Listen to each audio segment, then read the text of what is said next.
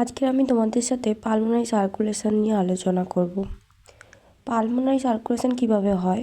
হার্টের মধ্যে প্রথমে ব্লাড সুপেরিয়র ভেনা ক্যাভা এবং ইনফেরিয়র ভেনা ক্যাভা থেকে রাইট আর্টেরিয়ামে প্রবেশ করে। তারপরে রাইট আর্টেরিয়াম থেকে রাইট ভেন্ট্রিকলসে যায়।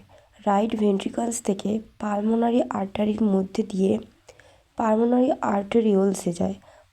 পালমোনারি আর্টেরিওলসের পরে পালমোনারি আর্টেরিওলস ক্যাপিলারিতে যায়। সেখান থেকে পালমোনারি ভেন্ট্রিকিউলার ক্যাপিলারিসে যায়। তারপর সেখান থেকে লাংসে যায় ব্লাড। লাংসে গিয়ে সেখান থেকে ভেনিউলসে যায়। ভেনিউলস থেকে ভেনে যায়।